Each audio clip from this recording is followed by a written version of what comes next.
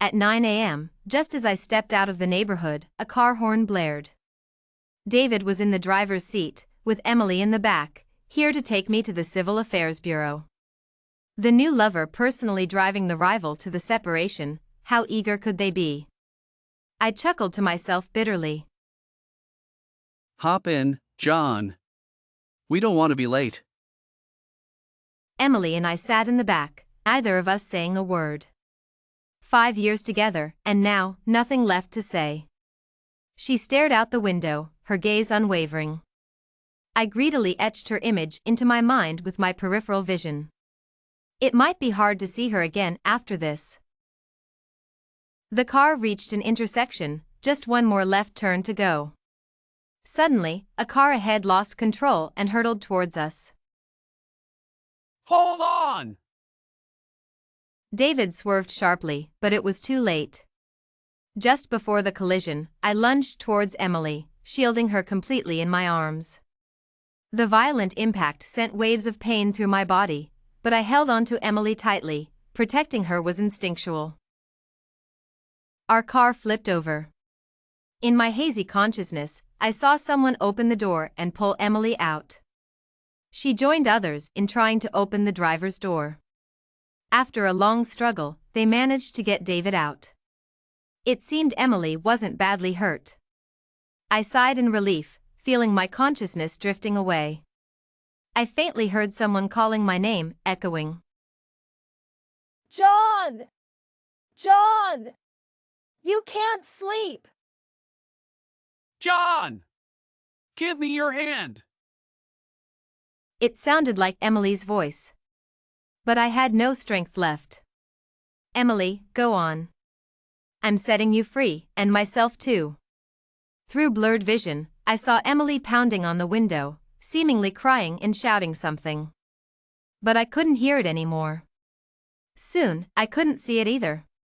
I lowered my head, exhaled my last breath, and felt a wave of lightness. Emily, move forward.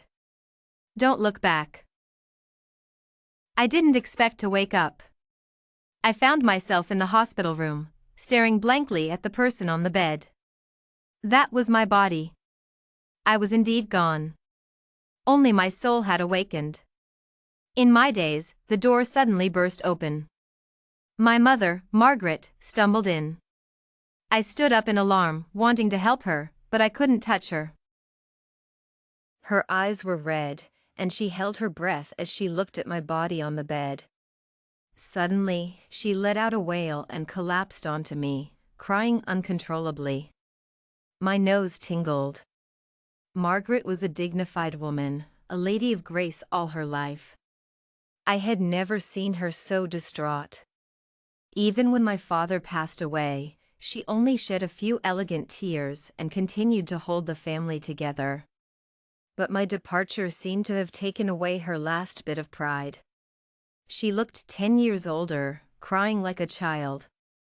My heart ached. It was my unfilial act that left my mother alone in her old age. The door opened again. This time, Emily walked in. She didn't seem badly injured, just pale and fragile, as if she might drift away at any moment. Amid Margaret's sobs, Emily slowly approached me, examining my battered body from the other side. Tears quickly welled up in her eyes as she reached out to touch my face. Johnny. Margaret suddenly raised her hand and slapped her hard. It's all your fault! Emily's face turned to the side from the blow, and she remained motionless. I anxiously moved between them, but neither noticed me. Margaret stopped sobbing, wiped her tears, and regained some of her imposing presence. I never liked you. I always opposed Johnny marrying you. Do you think it's because I'm snobbish? My son had a smooth life, found you intriguing, novel, even admirable. But I saw right through you. You're cold, selfish, and cowardly. You seem resilient, but when faced with challenges, you run away. When hurt, you blame others to absolve yourself. Anna passed away, and you took it out on Johnny, blamed him, ran away, putting all the blame on him to make yourself feel better. You knew how much he loved you, yet you still hurt him so cruelly. Miss Emily, your character is truly despicable. That's why I think you're unworthy of Johnny. Emily trembled, her head bowed, saying nothing. Her disheveled hair covered her face, hiding her expression. Margaret looked at me sorrowfully, her hand trembling as she touched my face. From the day my son insisted on marrying you, I knew you two would have problems. But I couldn't stop him. I heard you were going to divorce today. Foolish child, why not sooner? Johnny, come find Mom in the next life, okay? In the next life, listen to Mom. Souls don't have tear ducts, but my tears flowed uncontrollably. Mom, I know everything. I know she's flawed, cowardly, selfish. But I still fell hopelessly in love with her. I'm sorry, Mom, for causing you pain. In the next life, let me be your little daughter. I truly owe Margaret an apology. In just 1 week, I made her arrange 2 farewells. Last week, it was for Emily and our child, Anna. No one attended his farewell except me. He was only in this world for 2 months, not long enough to make any friends. I dialed Emily's number. On the other end, there was a cacophony of laughter and shouting from men and women. Hopeful, Emily, when are you coming? She was silent for a few seconds, then sneered. Unfriendly, he's already gone, what's the point of this ceremony? Sad, it matters. We could be there as a family to see him off, to tell him we love him, and hope he chooses us again next time. Angry, John, you shouldn't be at the farewell, you should be in jail. You caused his departure. This ceremony is disgusting. Anna wouldn't like it. Stop pretending to care. Her last words trembled with emotion before she hung up abruptly. My chest felt tight and suffocated. Whispering, "Don't cry, Anna. Mommy is just not well. Don't blame her, she loves you more than anyone in the world. Even more than I do." Everyone knew that Emily was the love of my life, and Anna came second. Only she didn't know. I preferred it that way. In the early hours, Emily arrived, reeking of alcohol and cold air, with David supporting her. He helped her stagger to the altar. Friendly, Emily, don't do this.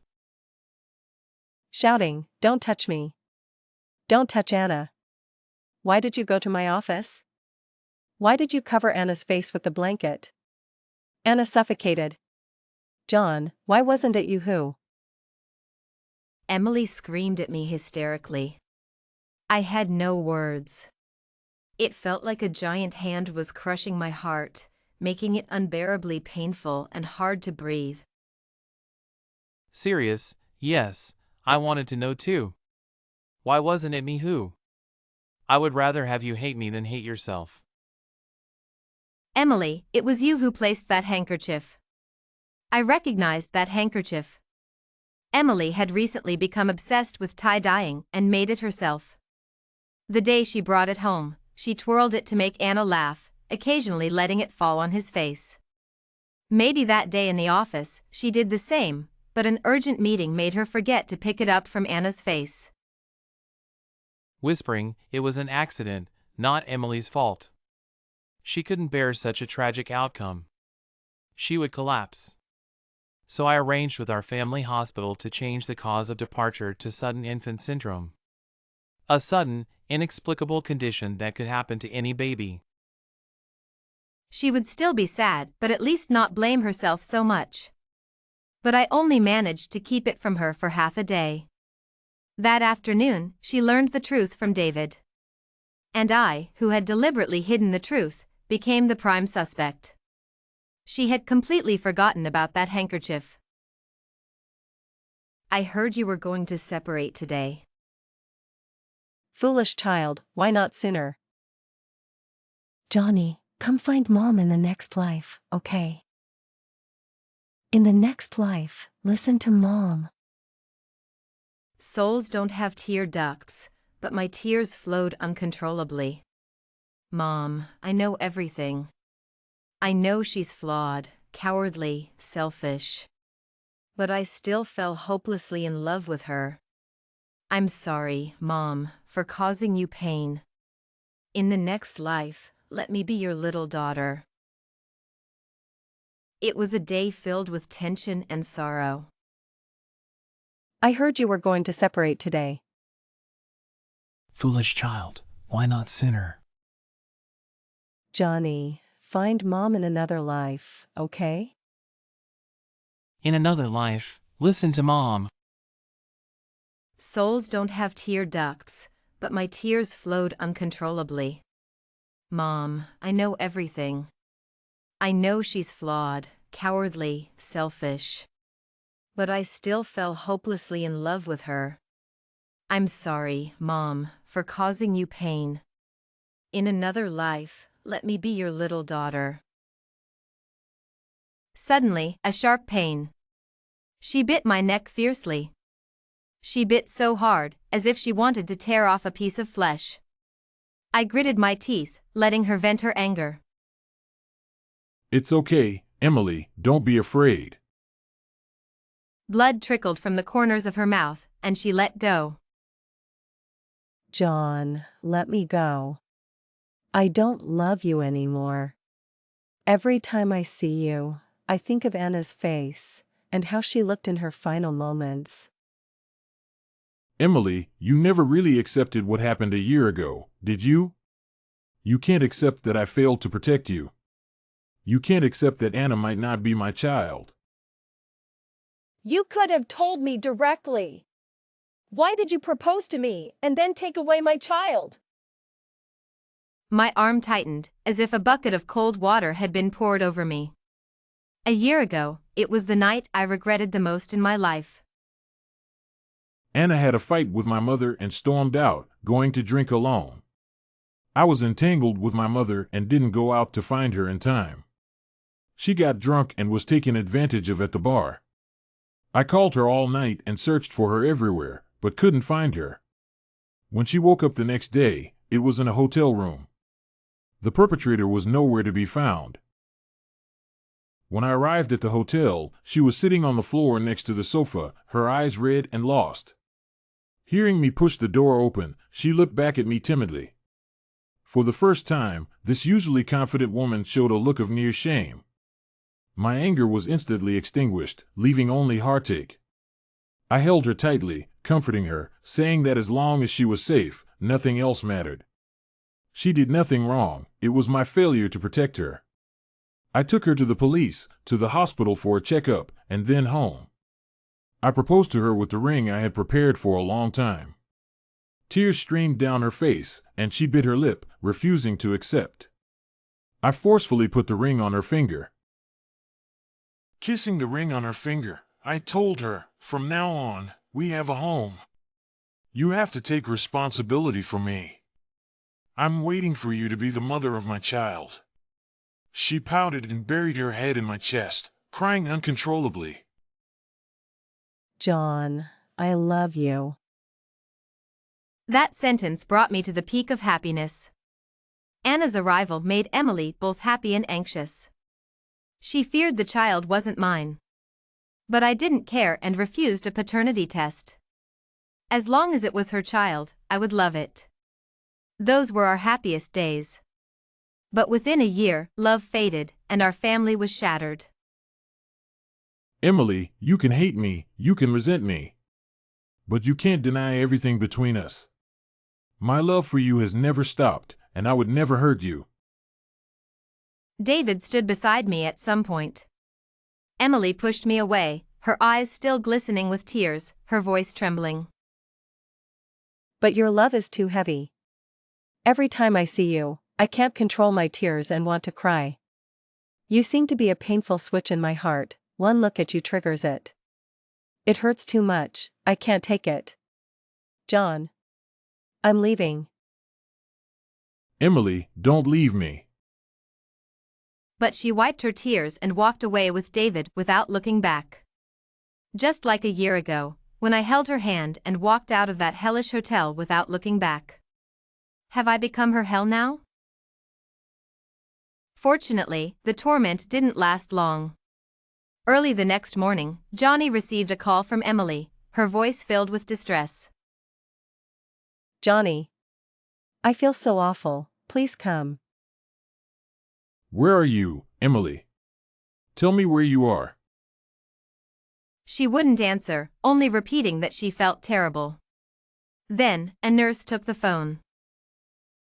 Emily is in the emergency room at the city's 3rd hospital. Johnny rushed to the hospital, forgetting to wear a coat in the early winter chill. As he pushed open the emergency room door, he saw David sitting by Emily's bed, feeding her spoonfuls of porridge. Here, take another bite. Emily quietly ate, occasionally exchanging gentle glances with David. It was so peaceful, just like it used to be with Johnny. I see, she's moved on. Johnny turned and left, shivering in the cold. He realized Emily didn't need him anymore. In his car, he sent her a text with trembling hands. See you at the Civil Affairs office at 9:30 tomorrow morning. A few hours later, Johnny was gone. He became a wandering soul, staying by Emily's side, returning to their home. He replaced everything she had moved out. Emily hugged her favorite stuffed toy, sliding to the floor, her face buried in it as she sobbed. Johnny. Johnny. I'm here, Emily. I've always been here. Emily continued to cry, her words muffled by the toy. It must have been hard to find all these things. I'm sorry. I shouldn't have doubted your love. No one in the world loves me more than you. You shouldn't have loved me. Johnny. I'm not worth it. No, Emily, you are worth it. You are brave, selfless, and loving. It was me who wasn't enough. Johnny placed his hand on her head, imagining the softness of her hair. You don't have to be perfect to deserve the best love in the world. Suddenly, a phone notification sounded. Emily lifted her face from the stuffed toy, grabbed a couple of tissues to wipe her tears, and took my phone out of her bag. A notification from the Hong Kong Health Clinic about a baby vaccine appointment for next Friday? Her expression became a bit dazed. The message automatically prompted to add it to the calendar. She clicked in and saw my fully packed schedule. From Anna's birth vaccines to the different stages of formula changes, brands, and purchase channels, various age-specific insurances, and different stages of schools and interest classes. I had planned everything from birth to 18 years old. I didn't know, you never told me about these. Because you were not well after giving birth, I didn't want to bother you with these trivial matters. You really loved him, you were the best dad in the world. Johnny, you couldn't have hurt him, even if it was a mistake, it couldn't have been you. It doesn't matter anymore. We both loved him, but we just had less time together. Johnny. I was really terrible. I treated you so badly. Did you hate me when you left? Nonsense, I liked you the most. You were just ill. The doctor said it was postpartum depression. I'm sorry I couldn't cure you. From now on, even if you're alone, you must take your medicine properly. The medicine is in the medicine box, I don't know if you remember. I tried hard to grab the medicine box, but I couldn't touch it. I ended up hitting it randomly, and suddenly, the medicine box fell to the ground with a crisp sound. Emily walked over, picked up the medicine box, and saw that it was fully stocked with medicine. On top were the medications for treating postpartum depression, venlafaxine, alprazolam, sulpiride. She looked at them and put them back. When she tried to put the medicine box back, it wouldn't fit. I suddenly remembered what was inside and wanted to stop her. Don't touch it. My hand passed through her body again. But she had already taken out the thing that was blocking the medicine box. It was the handkerchief that caused Anna's accident, which I had secretly hidden at home. Emily stared at the handkerchief, stunned. Emily must have recognized the handkerchief she made herself, but her expression showed a hint of confusion. She was dazed for a moment, then took out her phone and found a photo taken at the dyeing workshop, comparing it with the handkerchief in front of her. She realized they were not the same. The dye patterns were hard to replicate exactly. The forged handkerchief had tried to mimic it, but when placed together, the differences were obvious. Emily was puzzled, but her face grew serious. At that moment, David suddenly called. He was injured and needed to stay in the hospital for a few days. He asked Emily to go to his house to help pack some clothes and daily necessities. All right, I'll help you. We arrived at David's house, but instead of packing his things, she started searching around. Emily, what are you looking for? Do you have suspicions in your heart? But the truth may not be what you want. She found a document on the bottom shelf of the study. It was a paternity test. Her face turned pale instantly. I took a glance and was stunned. It was a paternity test for Anna and David. It showed a 0% probability of a father-son relationship between Anna and David. But why would David do this test? There was only one possibility. A year ago, the person who harassed Emily at the bar was David. He suspected Anna was his son. That scoundrel, doing such a thing, yet staying by Emily's side for so long without any flaws. He must have coveted her for a long time. A surge of anger filled my chest, and I felt my soul burning. I let Emily be harmed right under my nose. I wanted to kill him. I pounded the wall hard. No sensation. Emily frowned and threw the document on the table, took a few deep breaths, and continued searching. After a long time, she found a small box. Opening it, the contents looked very familiar. A pen, a hairpin, a rubber band, a used lipstick, and the real handkerchief. These items all belonged to Emily. David, that pervert, had secretly collected Emily's personal belongings and kept them at home. I felt a wave of disgust. But Emily had no time to care about these. She held the handkerchief, staring blankly. Muttering to herself. So it was you. You harmed Anna. Her expression was one of sorrow and hatred. Emily left David without showing any emotion, still pretending to know nothing. It was only after Margaret buried my body that she went to my grave, avoiding everyone else. Margaret chose a grand tombstone for me, and the burial site had excellent feng shui. Emily caressed the photo on my tombstone, tears streaming down her face. It broke my heart to see her like that. Don't cry, Emily. With such a good resting place, I will surely bless you with peace and happiness for the rest of your life. Don't dwell on the past anymore. Whether it's me or Anna, it's all in the past. Johnny, I found the person responsible for Anna's passing. It was David. Earlier, I lent him my handkerchief to bandage his wound, and he never returned it. He must have kept my handkerchief and made a fake one to return to me. He saw the paternity test results and realized he wasn't Anna's biological father, so he harbored ill intentions. He wanted to harm Anna, separate us, and take advantage of the situation. It was him who used that fake handkerchief to harm Anna and caused us to turn against each other. You must have thought it was me, right? You were afraid I'd be hurt, so you took the blame for me. Johnny, I'm sorry. My feelings and trust in you were so fragile. Would you give me a chance to make it up to you?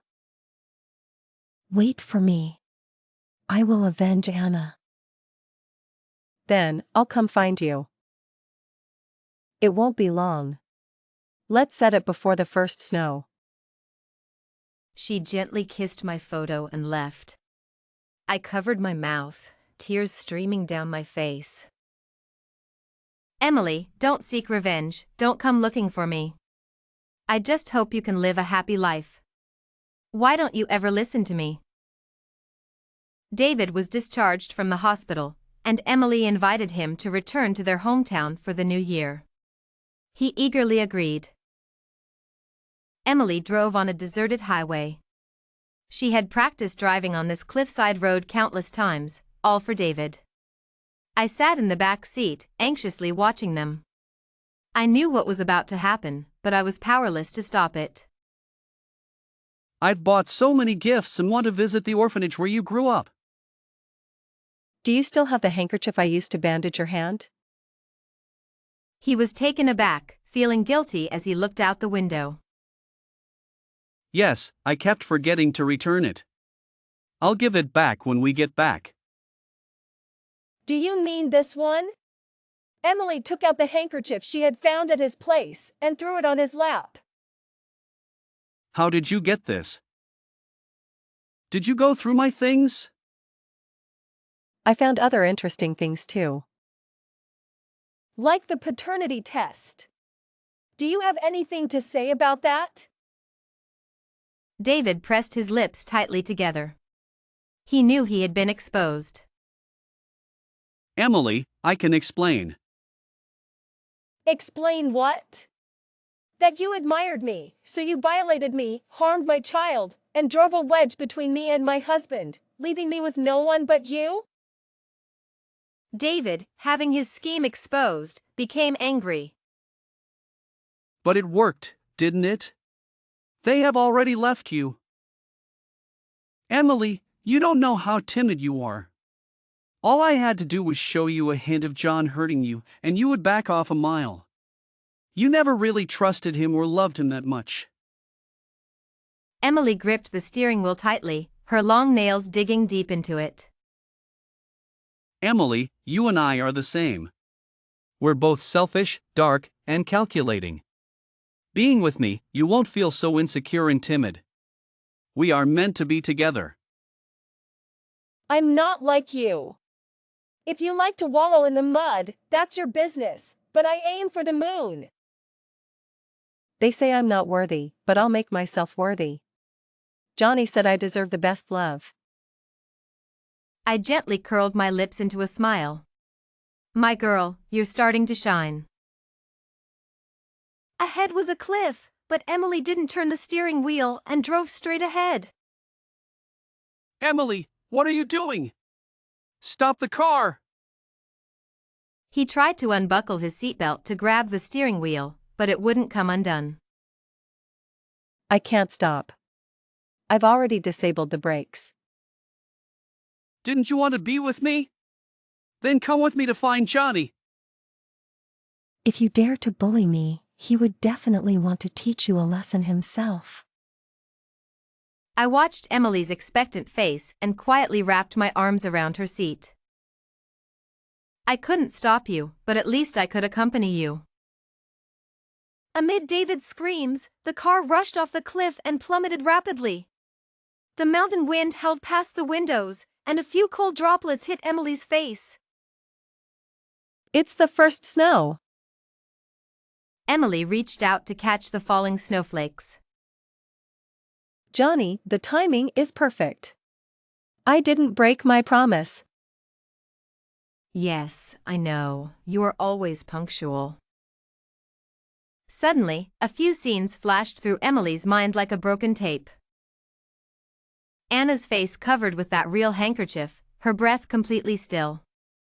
She cried uncontrollably, covering her face, while David comforted her nearby.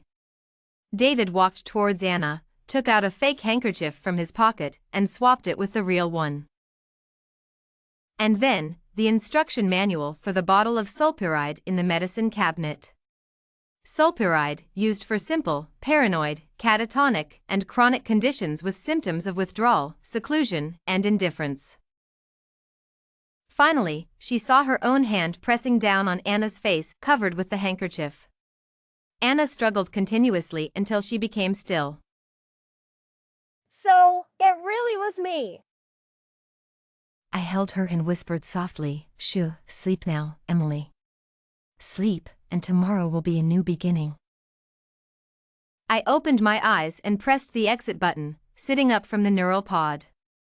Emily slept peacefully in the neural pod next to mine. It was the 79th time.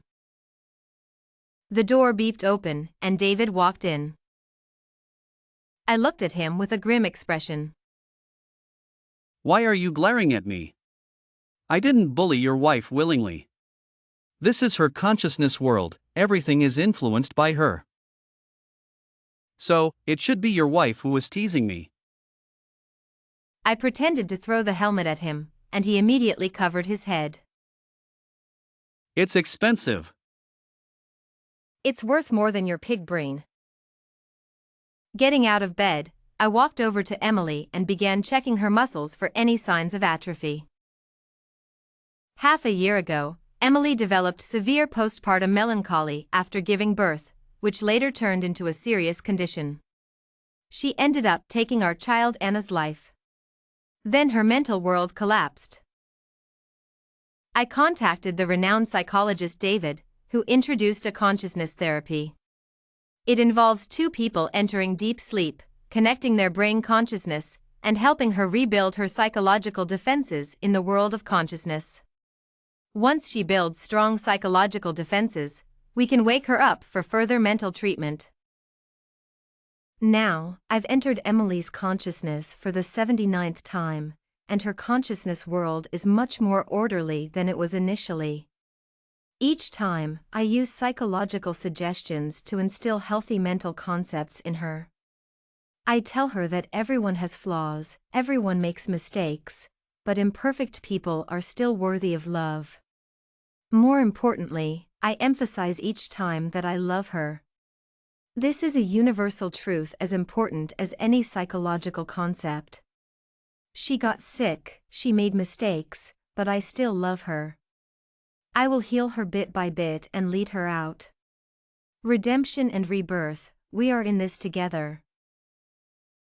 When do you plan to start the 80th consciousness therapy? Now. Not a second to waste.